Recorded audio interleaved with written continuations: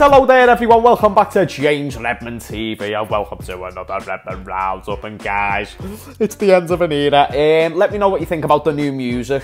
It's something new that I'm trying. I'm probably going to change the visuals of the and it's no longer now because the music is copyrighted, which is a big shame because that became legendary and I've took a long break off YouTube. The second to come back, that's the first thing that came in my way, or it was so demotivating on many levels. But if you can leave a like, if you like the content, then please do. It helps out the channel. Also subscribe, because you should be seeing my face a lot more in the near future, but don't take me word for it, because that's not a good idea. You might also know...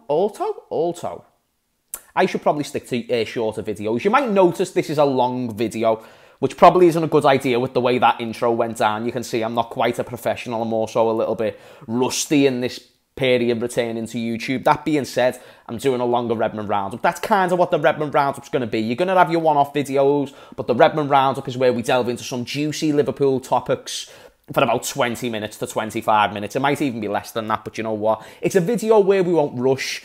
Vision this like a stream where I'm chatting to you, but except you're just not commenting, you're just watching, and it's better quality and there's no buffering. Just think of it like that, because we have got loads to delve into, as always. But I like the shows where you don't rush, you don't have to worry about cutting, you don't have to worry about these things. There might be a few cuts, there might be a few things, but let's just see how this show goes over time. It's basically just sort of a discussion between a YouTuber who ultimately first is you guys. I'm just, the only difference between me and a lot of you is that I sit in front of a camera and talk about my opinions. That is the sole difference.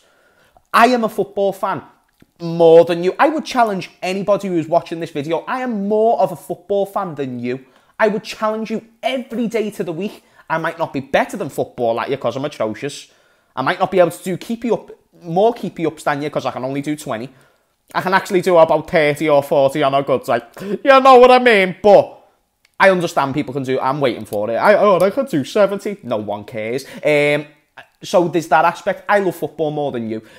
Now, the original reason why I bring that up is because I love discussion. And when people feel like their opinion is superior to mine, I get heavily offended because I think, but I know more than you.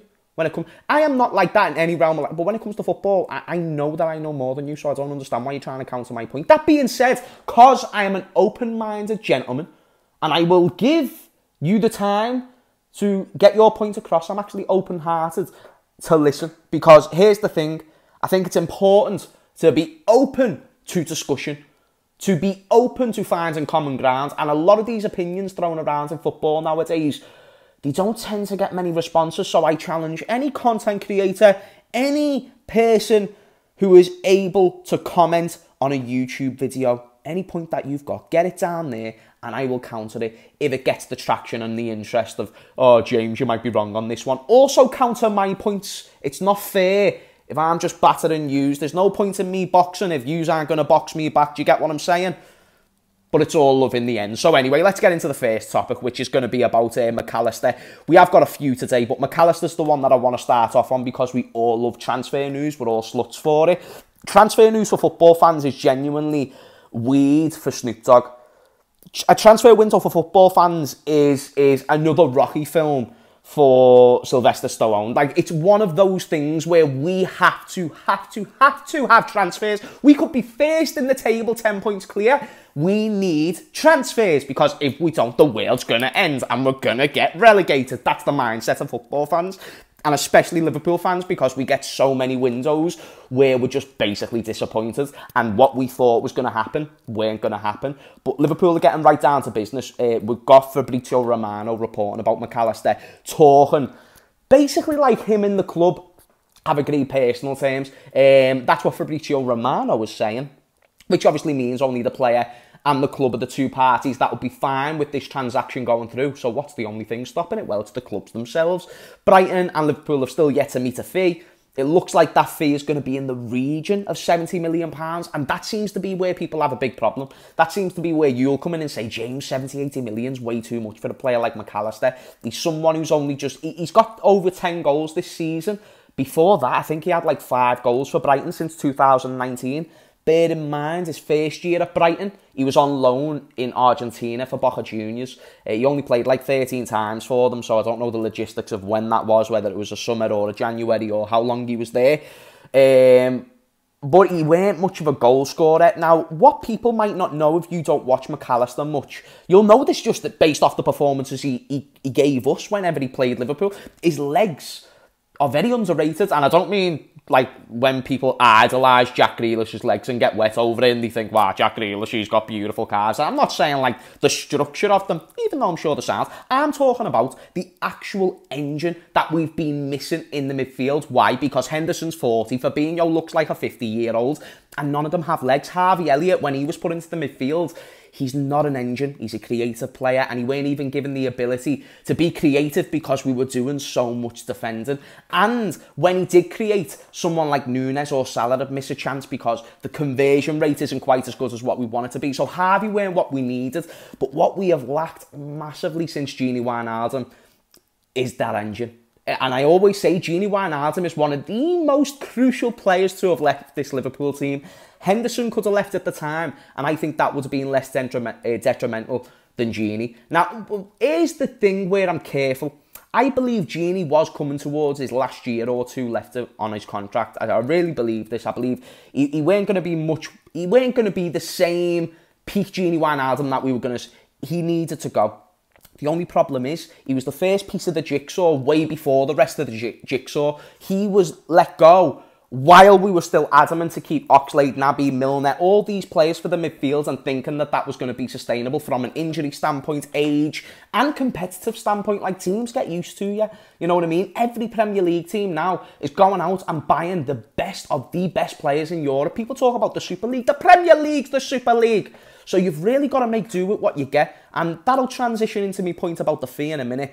But Mac Allister is one of those. People will argue because of the lack of goals or the lack of appearances and all these things. What Mac Allister brings is that engine. The one that we've missed so dearly since Gini Wijnaldum. The one that allows and accommodates the defence to be really structured. Because, you know, when you've got those legs, that extra man who can get back efficiently, Trent tries to do it. People don't realise Trent has had to run a lot more since Gini Wijnaldum went.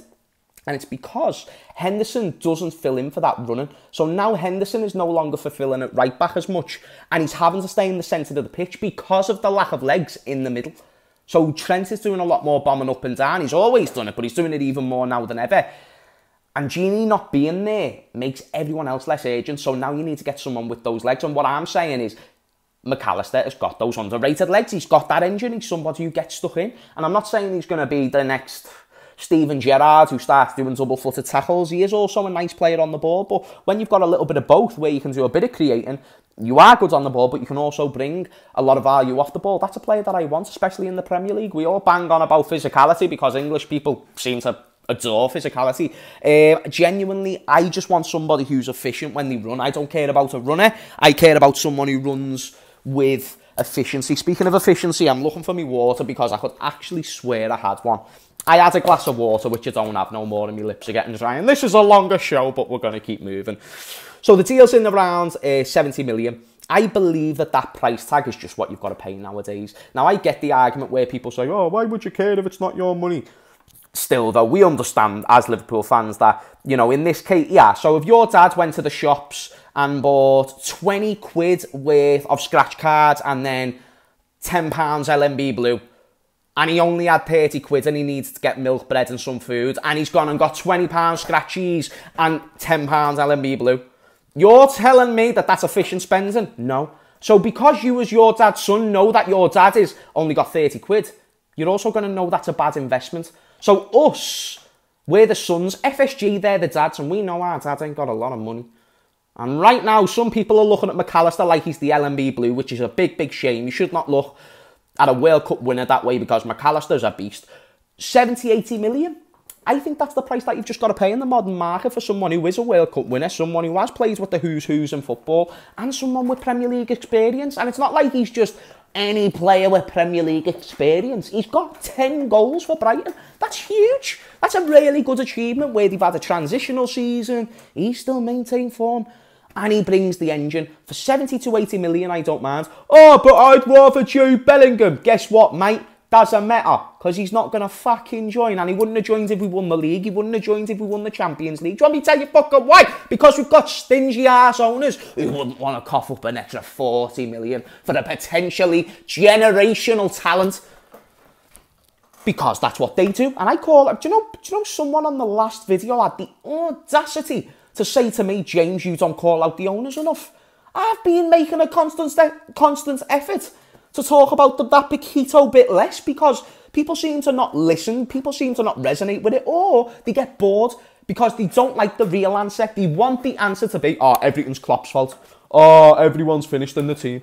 Everyone's really crap. That's what United fans were saying to me. We only ended up finishing a point behind them.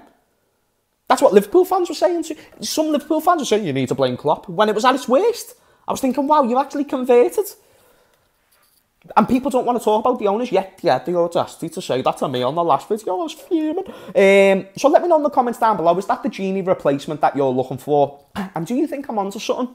I'm not saying he's a direct like for Genie, but believe me, this is going to really significantly improve the midfield if we can get Mac Allister. And on the Jude Bellingham thing, like, yeah, that would have been better from an excitement standpoint, but from a system standpoint, would have it been better? Because I'm not too sure, because Mac Allister's still very efficient and he can still do things well. Listen, I'm not too sure. Jude, I'd have preferred Jude. I'm not trying to make it sound like I wouldn't have. Of course I would have. But I'm just saying, don't dismiss it for 70 mil. Even if it was 80. Come on. Anyway, what do we talk about next? I've got a topic about Virgil van Dijk and something he was quoted saying, and then I've got a topic about Darwin Núñez, whether he overachieved or underachieved this season, you know what I mean? So I've done a video on this about a month ago. We'll touch on the Núñez topic first, but I want to know what you think. Let me know in the comments down below, genuinely use, if you don't mind, leave a comment just saying Núñez has overachieved for this reason or underachieved for this reason. Because here's what I'm saying. I am definitely saying with my very tiny manly chest that he has most certainly underachieved. And he's actually, do you know what the biggest shame is?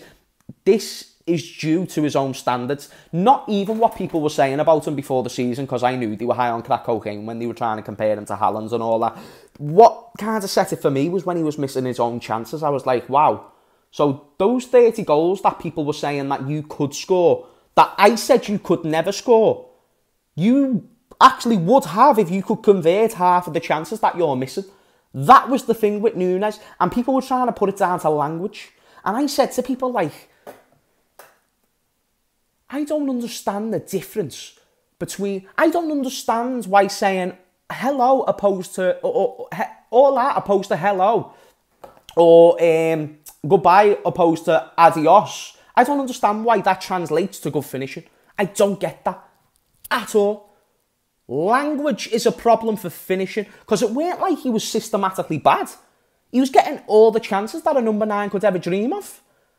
If I was to have a debut for Liverpool, I'd be dreaming for half of those chances, and I can't fucking finish. And he couldn't finish. And I said to people, a very hard attribute to improve is finishing, especially conversion rate. Like, look at Mo Salah, he's not improved in terms of his conversion rate. He's always had a rather, like, underwhelming conversion rate for a world-class player, but he gets that much volume. He's going to score goals, and Núñez is somebody who is able, with his pace, like Salah, able to get that volume. So I do think he underachieved, because, as we know, Salah got 40 goals or something in his first season, and Núñez got 15. Granted, in much less games, but I do think it was an underachievement. And I think as well, what people were expecting from Núñez, we didn't get. We didn't get a striker who took us from second to first. That's not just his fault. I know it's the team. But he didn't even really... Like, when did he win us a game? Like, maybe a couple of times. I can't think at the top of my head when he directly won us a game of football, to be honest. I know people will probably reference the City win earlier in the season, because he might have got an assist. But there was a point in that game where he could have got another, and we could have won by more. And there's just... And I don't know. Maybe I'm being harsh. Let me know in the comments down below. But I think he's definitely underachieved. For an £80 million striker to come up front, yeah, he's not done the bits for me. But I am willing to give him a chance, because I friggin' have to, don't I? Anyway, let's talk about Virgil van Dijk before we go on to the very last topic of the show. And if you have enjoyed this video, guys, then please do smash a like. Only if you want to. So anyway, Virgil van Dijk was quoted saying something the other day, which I thought was very interesting. Basically, he mentioned this briefly in a couple months back, basically about Liverpool's January. Summer transfer ambitions. And he was asked the question, and this is quoted, so I haven't saw a direct clip of him saying this, but I've saw a few people quote this. Basically him saying, I don't think us having no Champions League really has anything to do with the impact of how we do in the summer. So basically, whether we got 5th or 4th, it's not changing too much about the summer transfer window. And a lot of neutrals will watch this, and I'd say this about any team, not just Liverpool. A lot of neutrals will watch this and say, of course, Champions League has an impact. Do you know how bollocks that is? Like, do you know if you want to just pull out facts a second, yeah? Just fact us.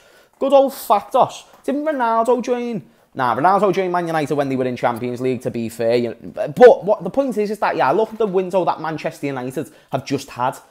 And I'll give you a future reference. Look at the window that Chelsea are about to have. Look at the window that Chelsea had when they didn't qualify for Champions League and then got Conte. Look at all of these windows where they were legit bad-ass windows, but you didn't have top 4. Didn't have it. Did not have top 4 in the slippery slightest.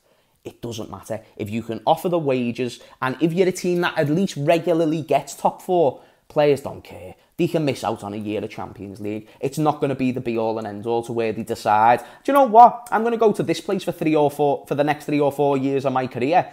Or because for 1 year I'm not going to be able to have European nights under the floodlights at Anfield. Like, it's just not something that goes through footballers' minds. I don't think it impacts the window as much as you may think. But let me know if you disagree. I mean, because I just think it's a B-Tech argument to say, oh, because you're in Europa League opposed to anything else, that's why. We've had underachieving windows with Champions League. So if we've had good windows without Champions League and bad windows with Champions League, then why are we so assertive on Champions League? The only reason why I want Champions League is because I'm a Liverpool fan and I love Champions League footy. It feels weird when Liverpool don't have Champions League now. That's a strange feeling. Strange, because we played it every year since we got back into the Champions League. So now it's going to be weird listening to that Europa League theme. And if you're going to be a complacent football fan, which I am, you don't want to hear that, you know. If you want to be proud of your football team and carry a little bit of pride, that's not what you want at all, you know what I mean? That's not ideal. So I'm thinking to myself, okay, Europa League's probably on the horizon. Will it impact the transfer window? I agree with Virg. I don't think it does. I think it actually makes very minimal difference to what was going to happen opposed to what is going to happen. But we will see. I actually think it could make it better, weirdly enough. And here's the method to me thinking is... So let me try and think of a really, really, really good analogy. So let's say you live month to month and you're on your wages and you live month to month. I'm speaking from experience because I've lived like this before, where you're just going wage by wage and then you've acquired enough wages to where you're like, you know what, I could have a couple of days off. You know what I mean? But rent is due and you've got to make sure that rent's up, and you've just took it a little bit too far. You took a little bit too much time off and missed out on many wages. What does that do? It creates urgency to get back into work, and if they offer you overtime, you're probably going to take it. That's what I'm thinking with FSG. Will they now put in that overtime in the transfer window by adding that little bit more investment because they missed out last time? They took too much risk by keeping the players that they've got right now. They went too safe, too cheap. Now you have no option but to go out there and get 3-4 midfielders. Now you have no option but to go out there and get at least a backup right back, if not a new one. Especially with the new role that Trent's been playing. And then I'd argue even an attacker on top of that. And then if Kelleher's going to be sold by a backup goalkeeper, but that's just me getting a bit greedy now. But genuinely, if I don't see a defender and I don't see multiple midfielders and I don't see an attacker, and to be honest, 2 defenders, because there's just some players in this team, Matip being one, Gomez being another. I don't see how they've got futures, long-term futures at the football club, but I understand Gomez has got a long-term contract. Get me one centre-back, one right-back, at least 3 centre midfielders, and I'm talking at least 3, because I didn't realise how many midfielders were actually going. And then we're still going to have Fabinho and Henderson and stuff, so 3 midfielders, 1 attacker. I can guarantee you that's not going to happen. It'll be 1 midfielder. It'll be 1 because we've got Curtis, we've got Harvey, we've got Henderson, we've got Fabinho. Now we've got Mac Allister and Bajcetic and Tyler Morton. And I know you've just laughed at those last 3 or 4 names that I've just mentioned. I'm not saying them because I'm like, oh my God, they're boss names. Best believe that's who we're going with. I'm not saying this because I want to say this. I am saying this because it's the way it is, and it's the James Redmond TV YouTube channel, and we don't do if buts and maybes. What do we do? I was hoping you said it yourself. Anyway, we do absolutes in case you didn't pick up the joke, the Mane video thing. By the way, did you see John Cena react to my video? If you haven't seen that, I'm going to put it in right now. British culture. No, you see? I'm talking facts here. I don't do ifs, buts, and maybes. I do absolutes. And you know, like, if your aunt had balls, she'd be your uncle. But she doesn't, so she's not. You know what I'm trying to say? I said it last time I was on it, he's the best football player in the world. I don't know why people... Why he's laughing for? Why are you laughing for? What are you laughing for? I'm being serious. I'm being serious. No, you see, I'm talking facts here. I don't do if, buts and maybes. I do absolutes. Some maybes. I do absolutes. You know, like, if your aunt had balls, she'd be your uncle. But she doesn't, so she's not. Do you know what I'm trying to say? Not really, but I'm loving the way you say it. Kid's 9, and he's that sharp. Razor wit. I didn't have jokes like that when I was 6. This kid's 3. You shouldn't even be able to talk. Ah, look at this little fruity pebble, yeah? Listen, yeah? A 9-year-old taught you everything you knew to a point where you stepped in my realm and you recognised that it is not your place, son. John Cena, don't be coming onto YouTube thinking it's your platform, son. I'll come and get you on this platform, a WWE ring, squared circle, an octagon. I don't give a fuck, yeah? That was my call out to John Cena for WrestleMania 40. Anyway, guys, I don't know what I was talking about originally beforehand. The transfer window, I don't think it does impact it too much. I feel like top 4 is very, very achievable. Even if we get Europa League. I mean, good signings is very achievable to get back into the top 4. Even though we have Europa League this season coming up, it doesn't matter, I think. I think a big player can sacrifice 1 year of Champions League. And if they can't, then I don't think I want them at Liverpool anyway. Let me know what you think about that in the comments down below. Guys, I was going to do one more topic. Do you want me to? Basically, it was going to be a question about, is Pep Guardiola the GOAT of managers? I'm going to make this short and sweet. If you're going to say in the past 5 years, yeah. Because based on silverware, okay, fine. Because that's the highest argument, isn't it? You know, people don't care about context when it comes to the greatest managers. So we're saying off silverware, fine. Off that premise, Pep Guardiola's the best. Off that premise, Sir Alex Ferguson's the best in the Premier League era. But off that same premise, Bob Paisley is better than all of them. So hear me out, he is better than all of them. He won like 18 trophies in 9 years. Don't even take the piss. Anyway, that's the end of the debate. I love every single one of you. Love to you and your mothers, and I'll see you all in a bit. I'm not wearing boxies. I'm fully wearing shorts, by the way. Shorts. Anyway, I'll see you all later. See you in a bit. Please leave a like. Don't dislike the video just because I showed me legs. I weren't trying to be weird. It was just one of those things.